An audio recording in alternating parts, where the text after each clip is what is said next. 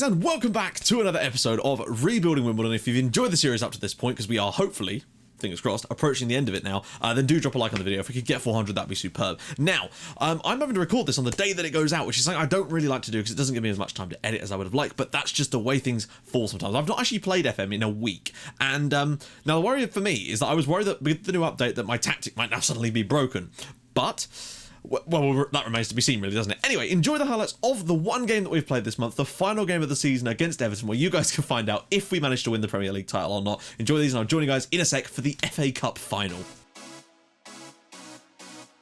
Whips it across. Belltown's in there. Belltown's goal, and Wimbledon have the lead away at Everton at the moment. City are not beating Sunderland. We would go top, but you know they're going to score. They must do.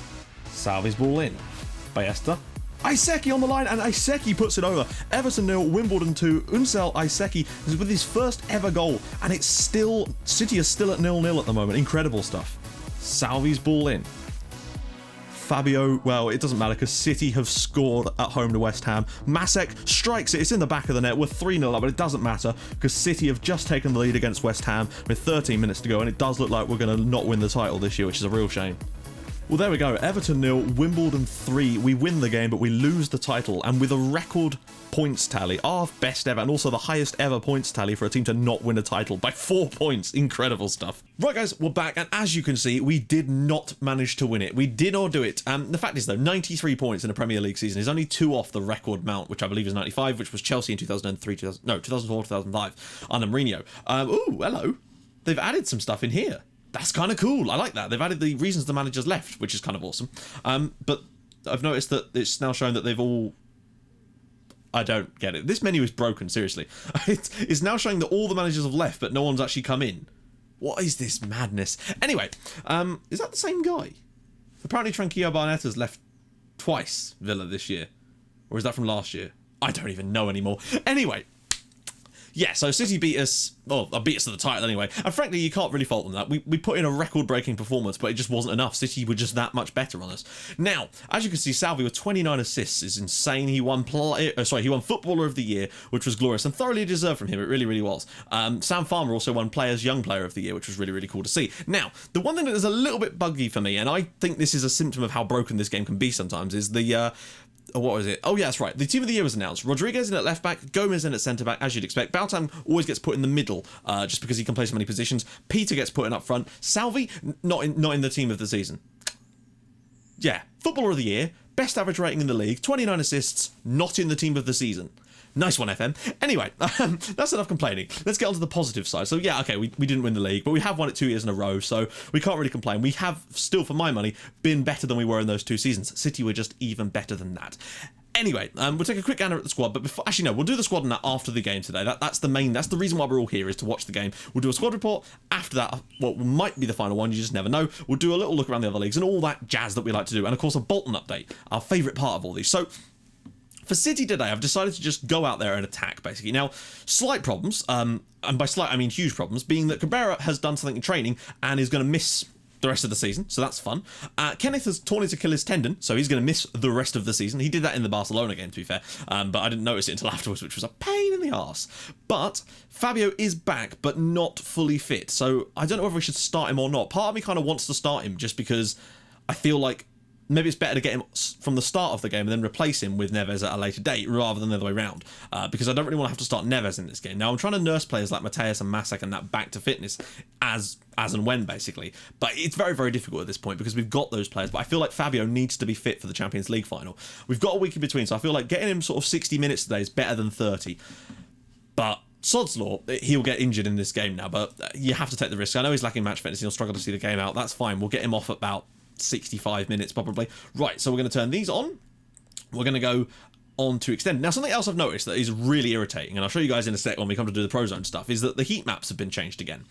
And what they've changed about the heat maps, as well, our kit looks slightly different too, is the heat map itself now overlays on top of anything else you've got, so you can barely see the freaking arrows, which is enormously annoying. And I don't know why it was changed. Let's see, right, look. I won't be able to show you. I'll show you guys in a sec what I mean by this. You guys probably would have already found out by now. We'll turn that off now. We don't need that. I just had that on for the highlight package in the last episode to make it a bit more exciting, so you guys could see the score during the highlights of the Everton game. We were so close as well. City only beat West Ham by a goal to nil, which they scored in the 73rd minute or something. It was really, really close to being our title, but hey, hopefully we can deprive them of a cup and win a trophy we've not won yet in this save. Achabar. Salvi. Go on, pull it back. I'm gonna thank God I've got something to hold my neck in place, because Salvi, seriously, if he keeps doing, I don't know. Obviously, I haven't had time to fully train that PPM we tried to train him on yet, but still, like, a little bit of common sense doesn't go far. Achabar, we're looking good to start with so far. Salvi cutting inside, saved by Scuffet, who got the Golden Glove Award this season for only conceding 22 goals. We only conceded 24 overall, which is still not bad, but we had a few games that were a little bit iffy at times, so you can sort of understand why. But firstly, first 4 minutes, good stuff. All Wimbledon, which is what I want to see. Now, the mistake we made when we played them at Eastlands was that in the first half, we played way too defensive, and it just cost us. Once we switched things up in the second half, played much more attacking like we do. Right, here's what I mean. Like, that's fine for now. It looks a bit weird for now, I must say. But once that starts getting to the point where there's blue and green starting to appear, it starts to overwrite this, and you can't see them properly. That's what I noticed in the previous game, anyway. Now, I assume later in this match we'll notice the same thing. But as for this one so far, City have had one. We've had a few, but they're mostly heading out there. But again, we can play it by ear. Get to 30 minutes, do a bit more analysis then. Here we go. Salvi again. We're looking good so far, though. Ballesta over the crossbar. It's been all Wimbledon so far, really, although City have had a shot, apparently. But if we can keep the pressure on, just find that goal. Farmer. Sammy Farmer's all the way through, and he's blazed that one over the crossbar as well. Okay, what I'm thinking immediately, actually, we'll let this highlight play out, is a bit lower tempo, just to make sure that they just take their time over these chances a little bit more.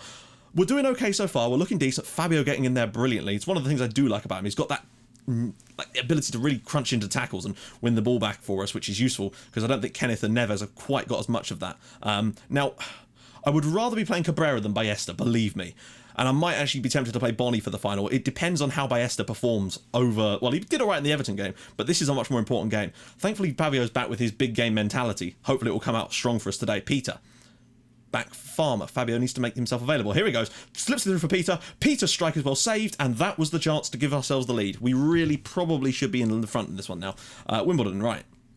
So again, City are mostly playing long passes, and very much keeping it at their own end quite a fair bit, which is fine.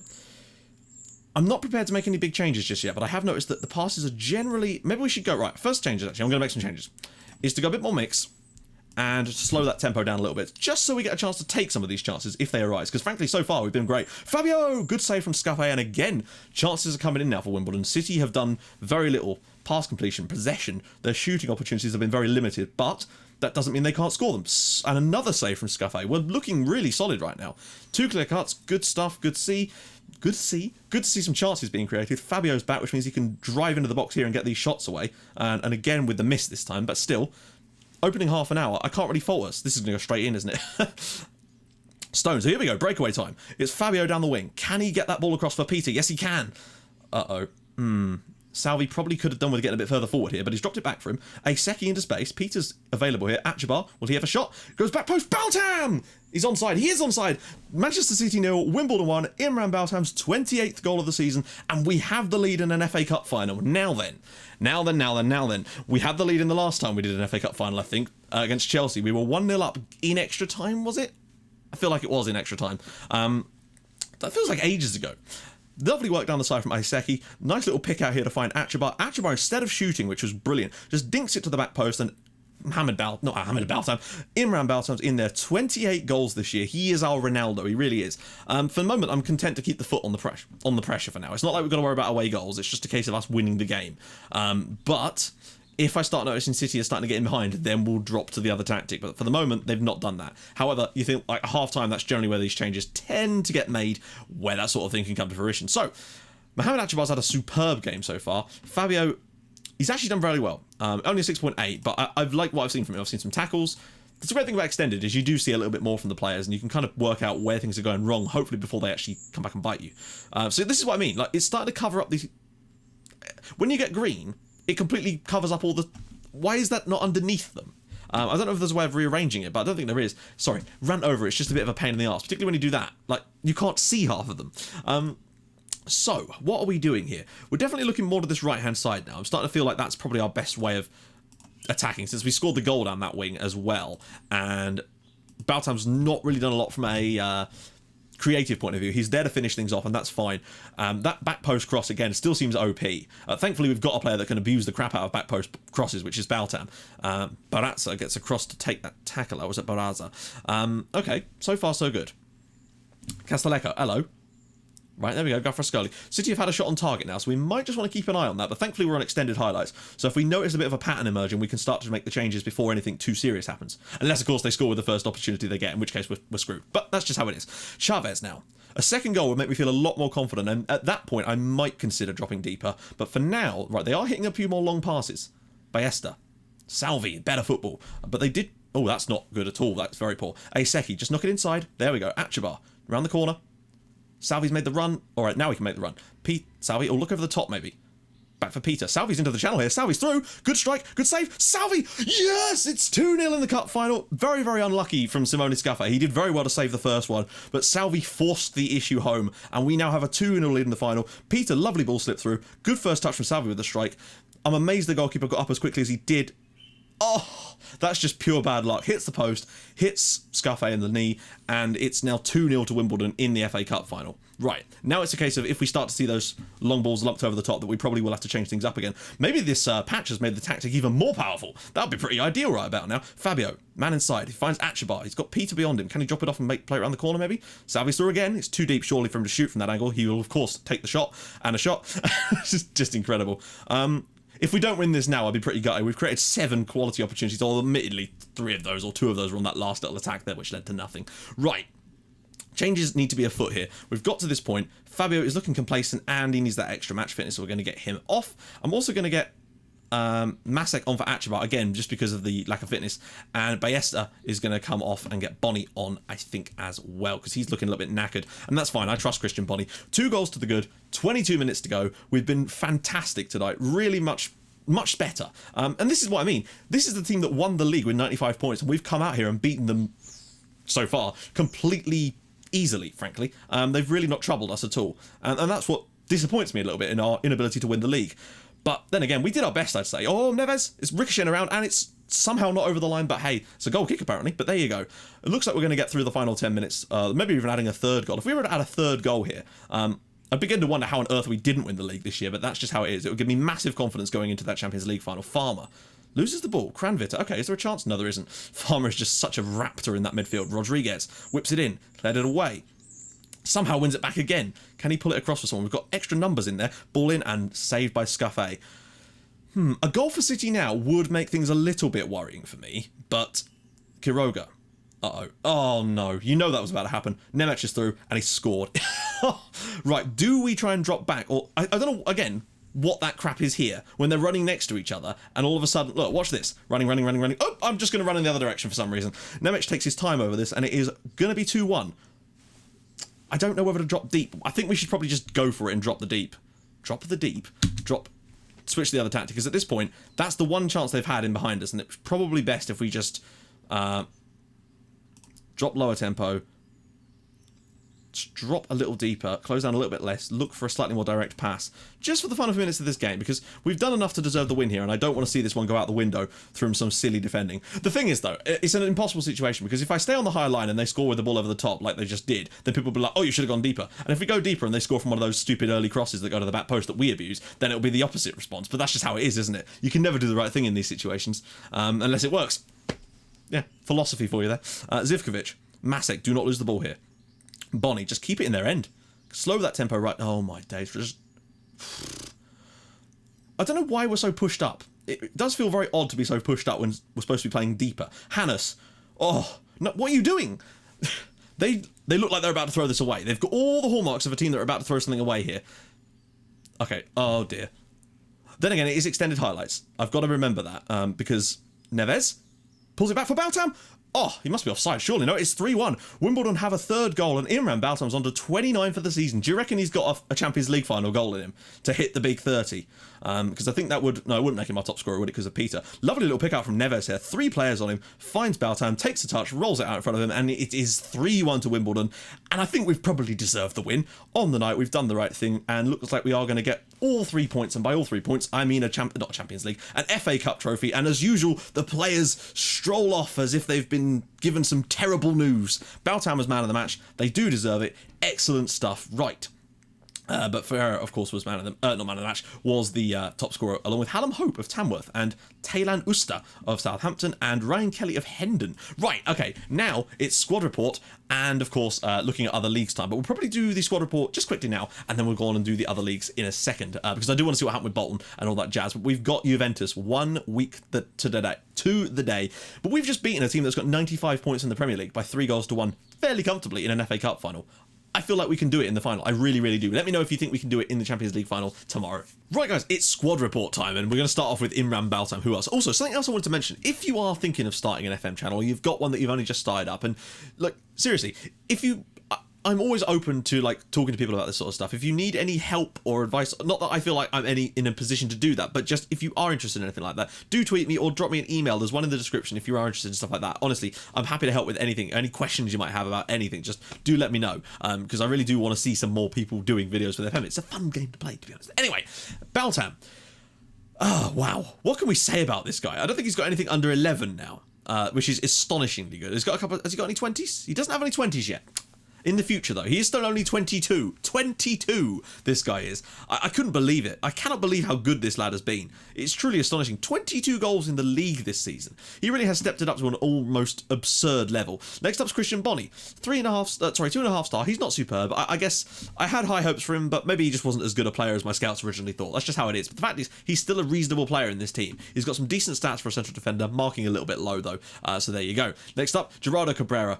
We're going to miss him dearly for the Champions League final with some of the... Look at that 20 strength. He is such a good player, and I really wish we'd had him for the final, but we don't, and we're going to have to make do against Juve's strike force, including Raheem Sterling, I think, so that could be tough. Aristide Diallo, I don't think he's really ever played. I mean, he's played 33 times for us, I suppose, but never really settled into the team. Eisler was a player that I nearly got rid of, and I'm very glad that I kept him because he's just a really good backup player, and he does a great job at backing us up when Baltam's not there. Everton, still a solid player for us. He's played for 120 times for us, only 18 goals, but still a really good player. He's got some decent PPMs as well, actually. Plays no through balls, probably could have done with a bit more on that one. Fabio, the big man. 3.5 stars still. He's 27 years old. He has got caps for Brazil finally and started banging them in about time, really. 294 appearances for Wimbledon since we were in the championship, remember. He's nearly played for us for 10 years. He's going to get a testimonial soon. So on your guys' saves, when you take over from this, and I don't know exactly when I'll be able to get that up, but I will promise you it will be soon. Obviously, once we finish the save, so it might not be this season at all. He will get a testimonial, so that's kind of interesting. 173 goals. Sam Farmer, 64 million quid he is worth.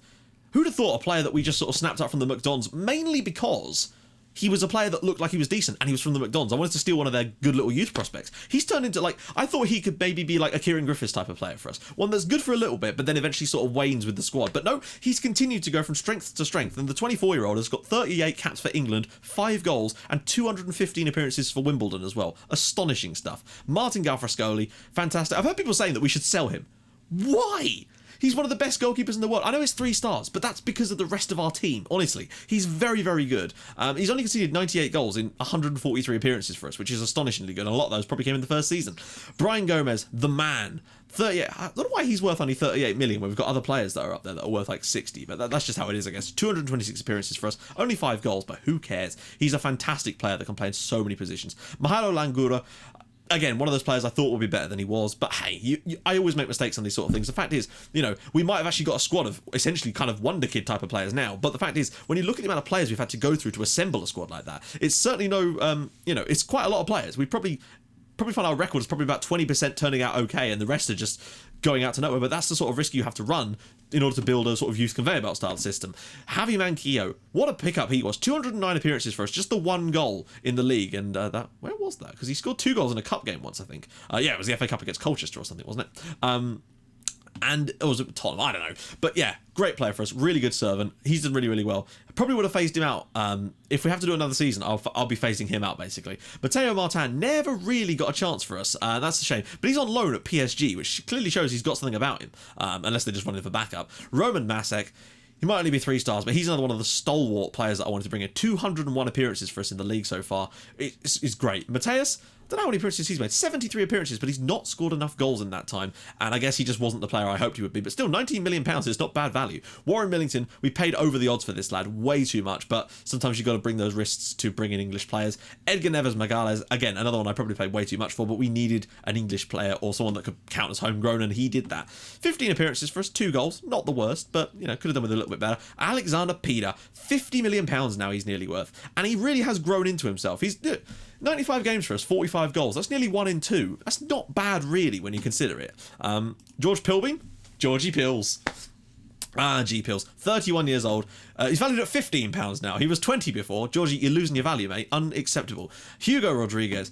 Probably one of the players of the season. I really think that he's been part of the making of this year. I feel without him, we probably would have lacked that little bit extra down that wing. Alessandro Salvi. Amazingly only a 4-star player, but what can you say about him? 36 goals and 136 appearances, but I dread to think how many assists he's got. 42 in all competitions this year is astonishing. Isa Tolson, again, one of those ones that you just take a risk on, and if they play, they play. If they don't, they don't. Unsal Iseki, really, really pleased with him, actually. I feel like he's been a solid player for us. This year, he's really started to stand out and replace Javi Manquillo and get some good ratings in the process. Kenny V. It seems to have jumped back up again. I swear it wasn't as high as that before. My scouts maybe are starting to rate him a little bit more, but that damaged Achilles tendon.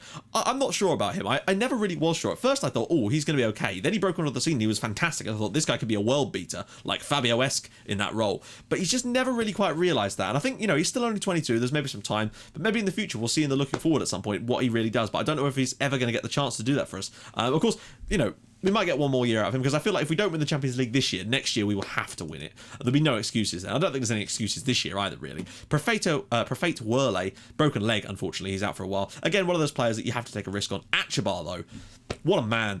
A player that really did bide his time and waited to be in the team, and he's really stolen that position from Roman Masek now, and I really don't know who I'm going to start in the final, but I think it's going to be him, to be honest. Look at his European Cup performances. An average rating of 8.41 in the Champions League suggests all I need to know about him, really. Ernesto Ballesta, I thought he could be a hero for us, and he's done okay, but look at that, his European Cup form, he's just not had the best of seasons when there's been better players than him. Anyway, that is Imran Baltam. Right, let's take a little look at the Premier League. Right, so of course we're back. I didn't want to do the Premier League. What I actually meant to say was let's look at the Championship.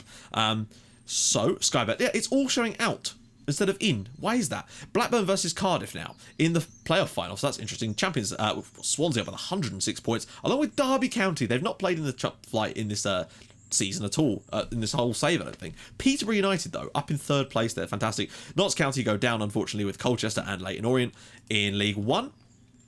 Up come, well, in theory, it's going to be Plymouth versus Hull in the League One playoff final. Charlton, Sheffield Wednesday go up. Down go Oldham, Fleetwood, Stevenage, and Creepy Crawley. Let's see what else we've got here. League 2, and it's taken ages. Northampton against Alfreton. Alfreton really rocking the place. Shrewsbury go up with Wolves and Oxford. Down go Grimsby and Scunthorpe. Let's see. Vanarama National. We're at Bolton. Come on, Bolton. So Wrexham win the National, win the conference playoff final. Blackpool go up with them. Bolton win the league. Back-to-back promotions for Bolton, and they are back in the Football League. Nice to see. Kidderminster go down with Bradford Park Avenue. Cheltenham go down along with Nuneaton. Let's take a quick gander at the Vanarama League while we're here. Stockport County win the playoff final, and Boston United go up with them. North Ferry beat Lowestoft, and Hyde, with a horrific season, go down. Vanarama South. Dartford come up in the playoff final over Margate with Maidstone. Down go Lewis. Oh dear. Slough and Basingstoke. So that is that, basically, guys. So, in the next episode, well, you know what it is. It could be the final episode of the save. It may not be. I just don't know. Juve are missing a couple of players, though, so that could be interesting for us. We're the favourites. But in all honesty, guys, I have no idea what's going to happen. Let me know what you think. Give me your predictions for the Champions League final against Juve. I'm very, very curious to see what you guys have to say about that.